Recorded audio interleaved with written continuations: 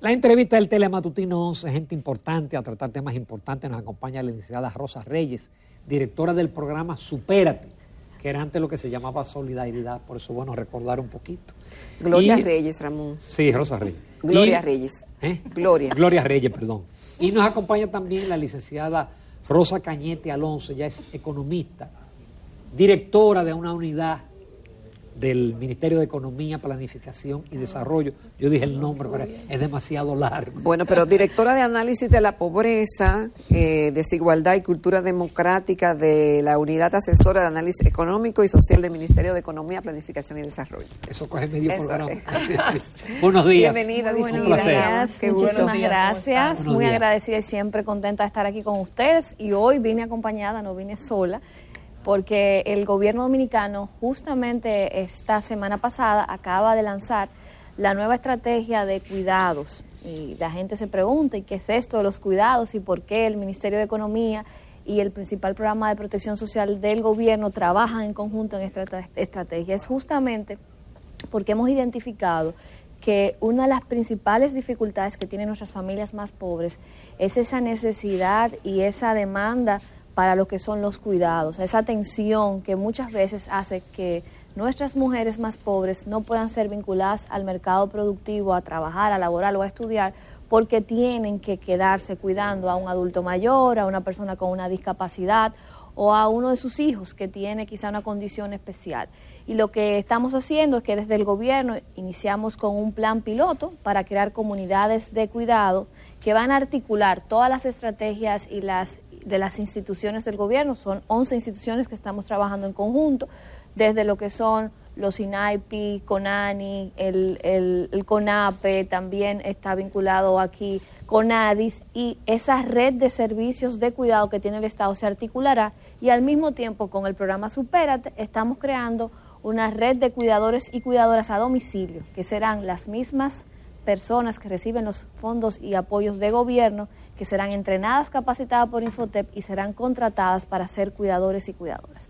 De toda esa estrategia... entender, Gloria, eso significa que ya una madre no tendrá que dejar de ir a trabajar porque tiene que atender a un niño minusválido, un niño con discapacidad. Este es el espíritu de este tipo de programas de políticas públicas que inicia en esta primera fase, dentro de las familias beneficiarias de los programas sociales. O sea, todo el que recibe la ayuda de gobierno será la familia priorizada para ser contratada, entrenada, contratada, y también para recibir este servicio de un cuidador o cuidadora a domicilio.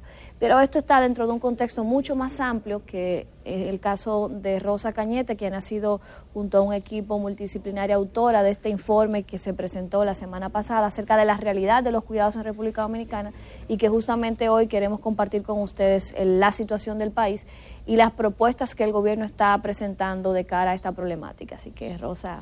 Ramón. Efectivamente, porque uno de los temas fue el análisis del impacto de la crisis del COVID. La crisis del COVID tuvo un impacto muy diferenciado entre hombres y mujeres. La inserción laboral femenina se ha tardado en recuperar mucho más que la masculina, y eso tiene que ver necesariamente por analizar los temas de cuidados. Es decir, cuando se cierran las escuelas, tenemos que plantearnos quién va a cuidar a los niños, porque alguien debe cuidarlos, ¿no? Este cierre de escuelas, que era absolutamente necesario, tuvo impactos diferenciados en hombres y mujeres.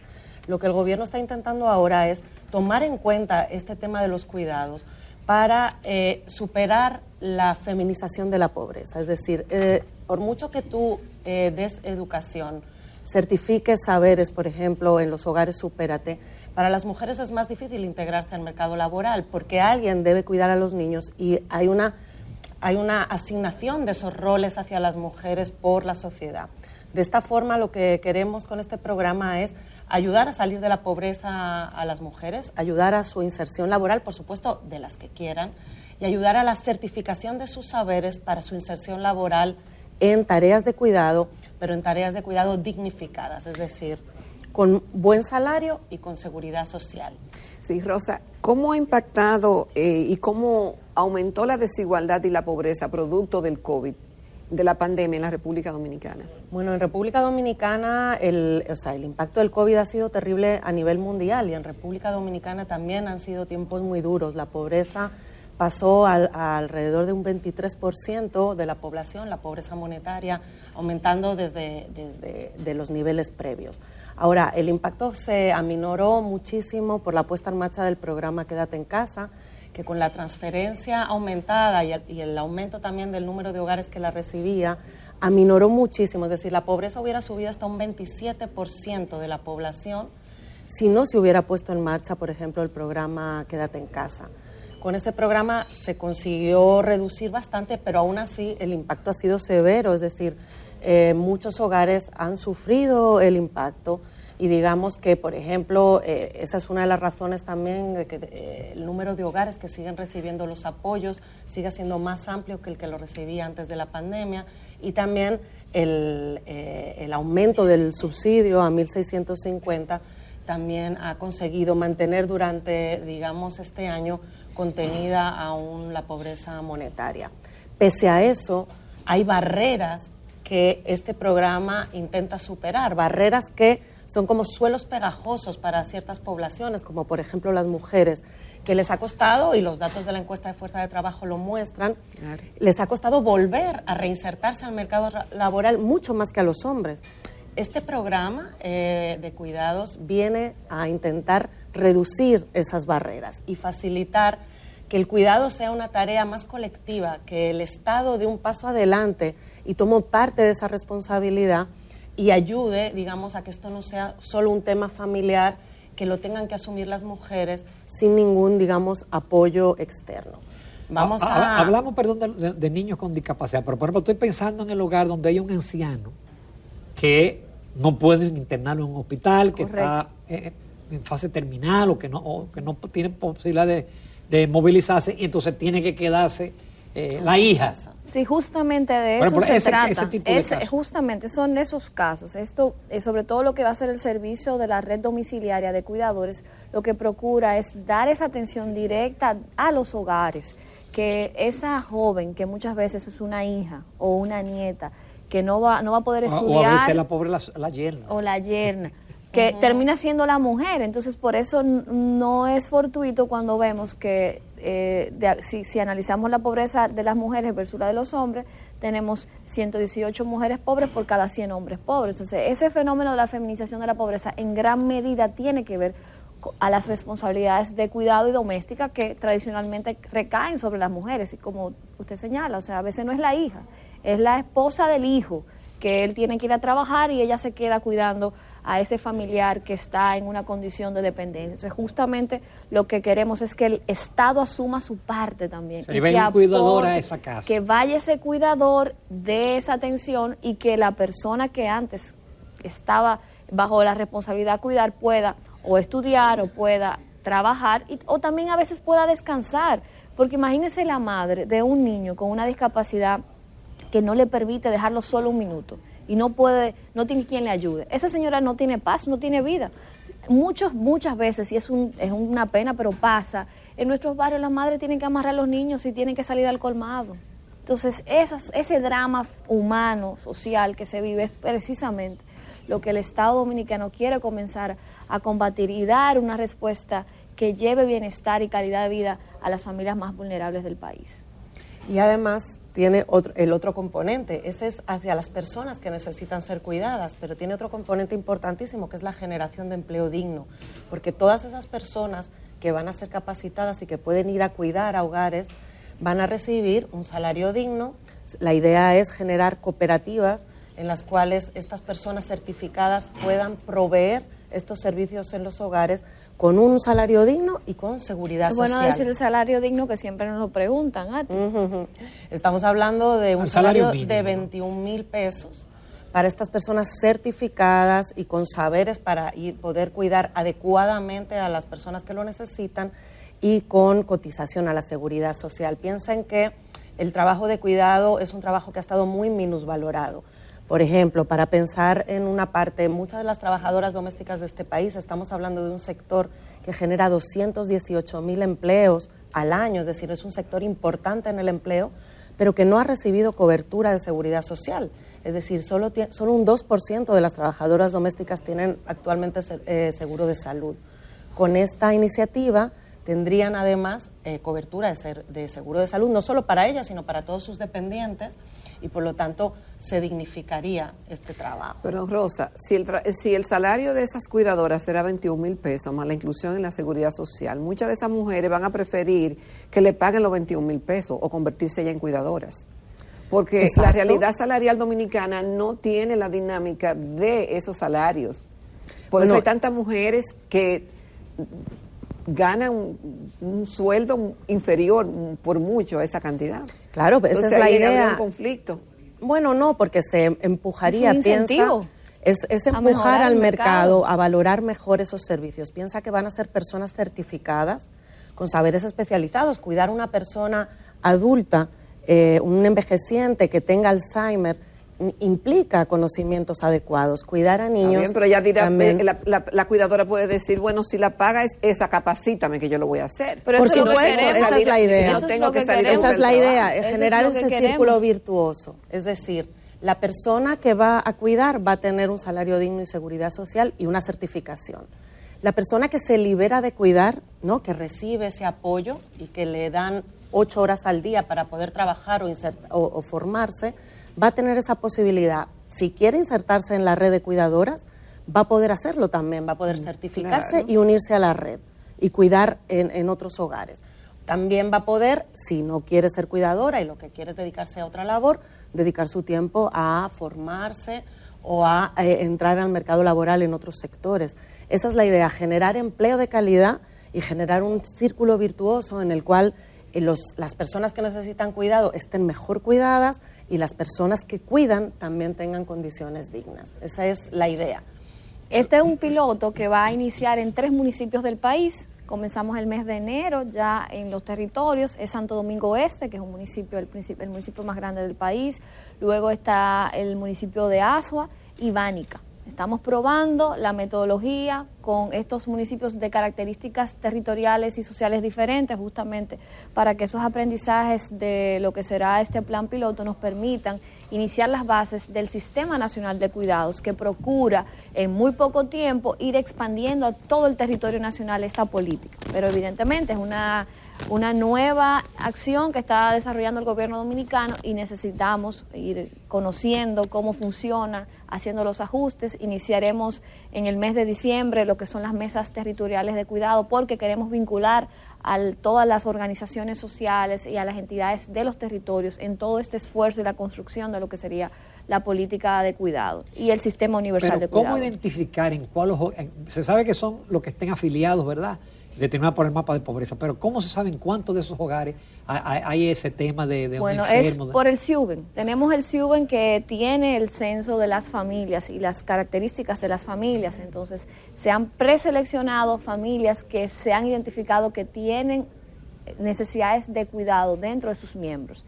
Y ahora vamos a hacer una actualización de los datos de estas familias con unos enlaces familiares de Supérate que van a ir casa a casa para identificar las condiciones del hogar y entonces seleccionar el grupo que iniciaría dentro de este piloto, que a partir de enero sería esta fecha. Hemos identificado en el informe, lo pueden visitar, tenemos territorializado municipio por municipio en el país las tasas de dependencia de los hogares Supérate que están en la base de datos de SIUBEN. Hay alrededor de 850,000 personas en hogares SIUBEN que ameritan cuidados. Y ahí estamos hablando... Es muy alto. Es muchísimo, por eso hablamos de la economía del cuidado desde el Ministerio de Economía, porque implica trabajos, es decir, el cuidado de estas personas es absolutamente necesario para la sociedad en su conjunto. Una comunidad, una sociedad tiene que cuidar a sus miembros. Y por otro lado es absolutamente necesario también para la economía, porque ninguna economía funciona sin las labores de cuidado, sin todas esas labores que es comer, estar limpio. En países desarrollados está muy altamente calificado y pagado y es una actividad de prestigio. Y es algo que hay que pensar con todo este tema de la automatización del empleo. Es un empleo que será muy difícil automatizarlo. Son de los empleos que van a sobrevivir a la cuarta revolución industrial. ¿Por qué no ir desarrollando toda una estrategia para fortalecer la economía de cuidado y que sea una fuente de ingreso y de generación de empleo y sobre todo porque es una actividad natural con la que todos sabemos hacer, cuidar, y si se certifica, si se habilita con los conocimientos que se requieren para las condiciones especiales que puedan tener estas personas, pues ahí no es un proceso tan complejo que requeriría una especialización de años, sino que rápidamente podemos generar un empleo que dinamice, aporte a la economía y que nos ayude en ese proceso de salida de la pobreza, que es la prioridad principal de este gobierno. Aquí decidimos, desde la visión del presidente Luis Abinader, no administrar más la pobreza. Ya está bueno de que estemos administrando la pobreza. Hay que apoyar a la gente a que salga de la pobreza, a que supere la pobreza. Y que nosotros empecemos ahí viene el cambio de nombre de Supérate. Justamente, es un cambio de visión y filosofía. No queremos apoyar a que los pobres sigan siendo pobres y sobrevivan, sino apoyar en la generación de medios, en la creación de capacidades para que puedan, junto al apoyo del gobierno, junto a su comunidad, superar la condición de la pobreza y que nosotros verdaderamente reduzcamos la desigualdad. Y que ese crecimiento económico que comenzamos a exhibir hace años, ya llegue el momento en que sea también expresado y vinculado en bienestar para las familias más pobres. Ese es el propósito y acciones como esta, programas como este, procuran justamente compensar y redistribuir y dar a la población más vulnerable ese respaldo desde el Estado en esas necesidades prioritarias, como es el caso de los cuidados. Antes de ir a la pausa, yo tengo una pregunta breve a Rosa, porque Rosa la conocemos hace muchos años, Rosa Cañete. Estuvo en el PNUD, en Oxfam, creo que en el Centro Montalvo, ¿no? Sí. Y siempre fue una crítica de las políticas públicas y de esa frase de Gloria de que la economía crece mucho, la economía de más crecimiento, pero todavía no superamos una serie de males. Ya en tu función pública, ¿tú te sientes que estás haciendo lo que tú cuestionabas, que el ministerio está haciendo lo que se cuestionaba anteriormente? Yo creo que, por ejemplo, esta política es un ejemplo de ello. Es decir, hay que hacer cambios importantes a través del empleo y a través de las políticas sociales para asegurar que el crecimiento se redistribuye mejor. Hay que ir, después del impacto de la crisis, digamos que el país la ha manejado bastante bien en el impacto que ha tenido en términos de pobreza.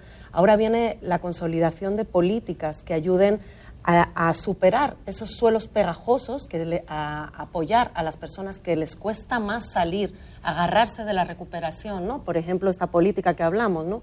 Cómo ayudar a las mujeres a insertarse más rápidamente en el mercado laboral y a superar los temas de pobreza, y también a facilitar la creación de capacidades y de empleos de calidad. Y esta política también lo hace, justamente, que genera, piensa que todas las mujeres, estamos hablando de que si cuando el programa se extienda, ahora arrancamos en 3 municipios piloto, pero si llegáramos a cubrir, por ejemplo, el 50% de las personas que ameritan cuidados dentro de solo los hogares Supérate, generaríamos 82,000 empleos.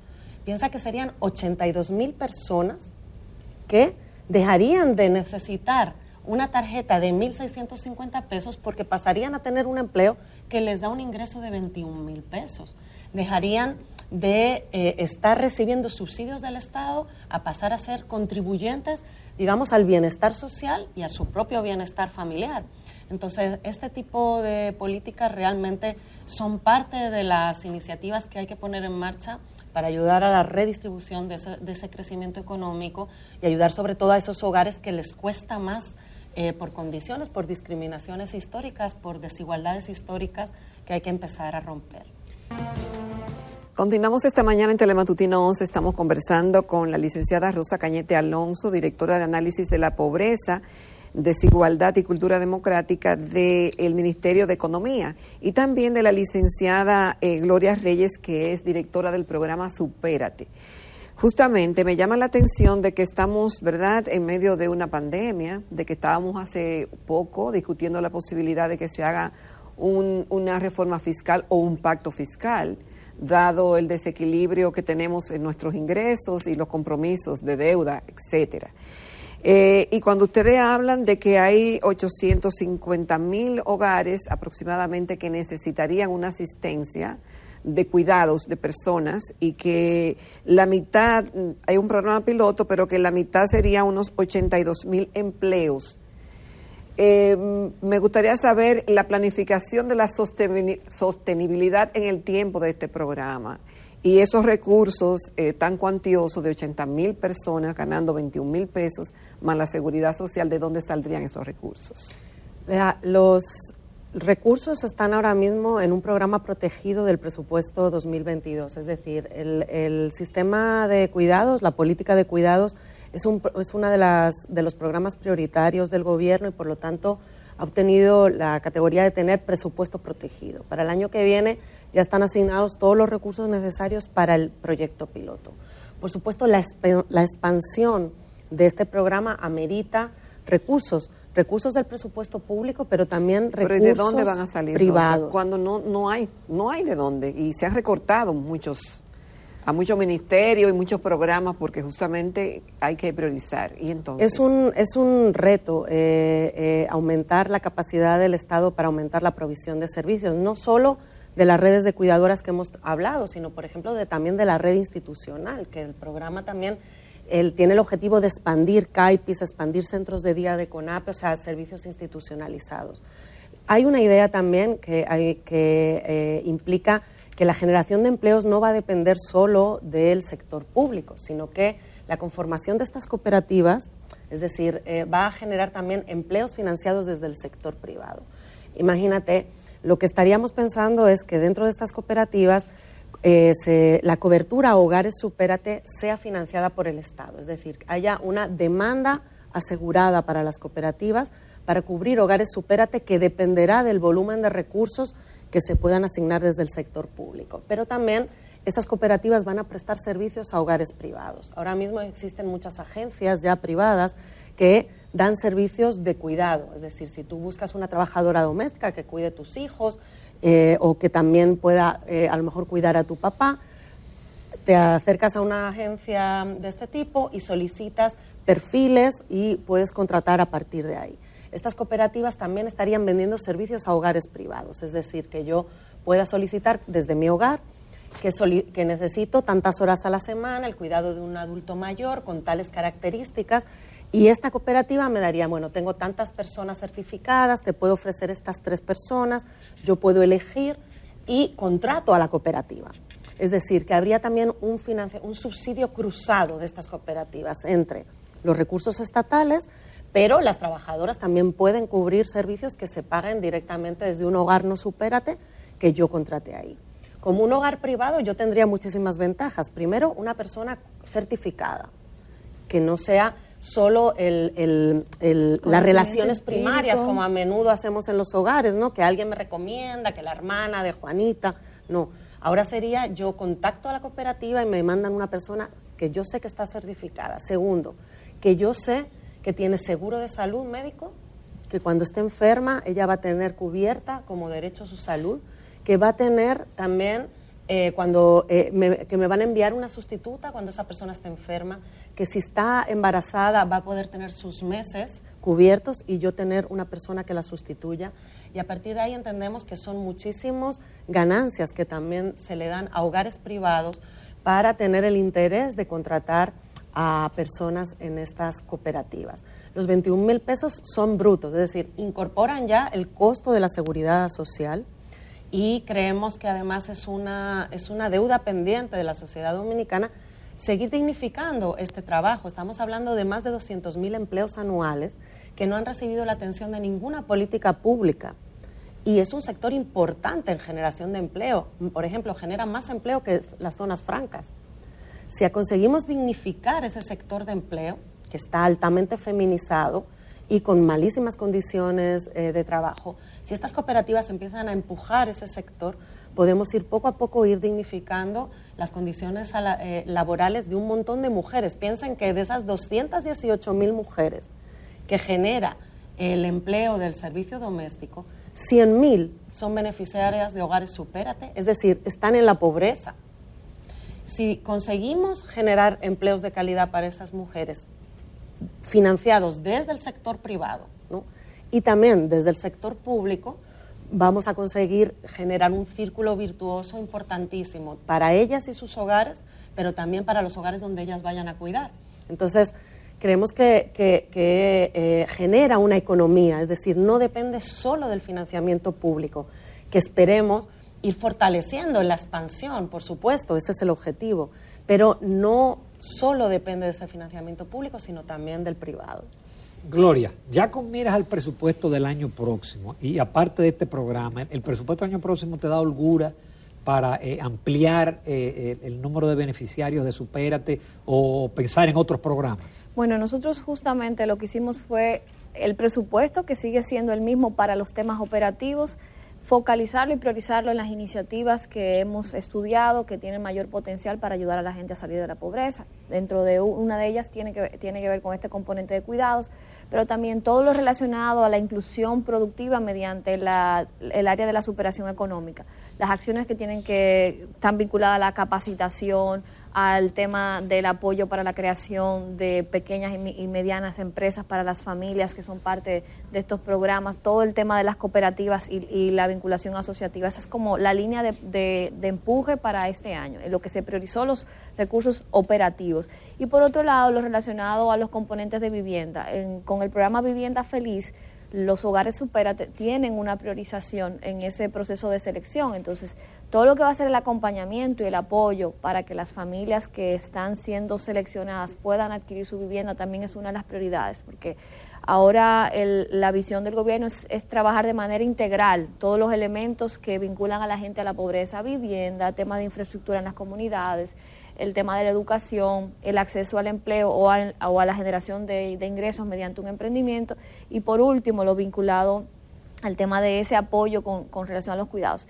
Ya a nivel de los subsidios, que es otro presupuesto, pues sí se mantiene el presupuesto vinculado a la transferencia de 1.350.000 familias, no ha cambiado, se mantiene ese monto. Estamos hablando de que en total, en toda la protección social, es cerca de 35.000 millones de inversión para los programas, los diferentes programas 35.000 millones. Sí, los diferentes programas de subsidios que tiene el gobierno, que es un número importante. Evidentemente no ha sido tan alto como es de este año por el tema de la pandemia. Ustedes recuerdan que hicimos el desmonte de Quédate en Casa en el primer trimestre del año, y eso representó cerca de 15.000 millones adicionales que no estaban presupuestados.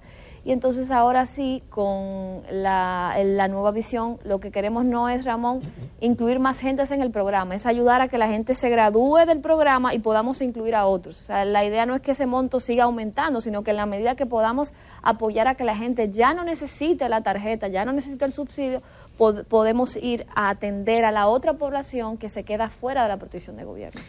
Rosa, dice un amigo televidente que no contestaste la pregunta, que dice que cuando te pregunté del tema de la pobreza y la desigualdad no contestaste. Dice, la pobreza monetaria estaba en 21.5 y aumentó a 23.5 y la desigualdad en 0.432. ¿A cuánto subió la desigualdad? Dice, nos respondió. La desigualdad bajó. Es sorprendente.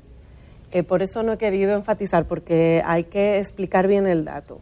El índice de Gini, que es como medimos la desigualdad de ingresos, se basa en encuestas en la encuesta de fuerza de trabajo. Es un índice que yo como académica he cuestionado. ¿Por qué? Porque la encuesta de fuerza de trabajo no captura los extremos, no captura a las personas que más riqueza acumulan, porque son tan pocas que no son representativas. Y por lo tanto una encuesta que no es un registro de todas las personas, sino que elige personas que representan la mayoría de la sociedad, no acaba levantando bien esas personas que están en el extremo y que realmente son las que capturan gran parte de la riqueza. El índice de Gini el año pasado bajó, es sorprendente, porque sabemos que hubo dinámicas de desigualdad, pero no se han podido capturar con los índices actuales. De hecho, este año vamos a estar estamos haciendo un trabajo con Piketty, con la Universidad de París y con la CEPAL para generar indicadores que consigan capturar bien esa desigualdad que está en los extremos y que hasta ahora las estadísticas nacionales no han conseguido capturar.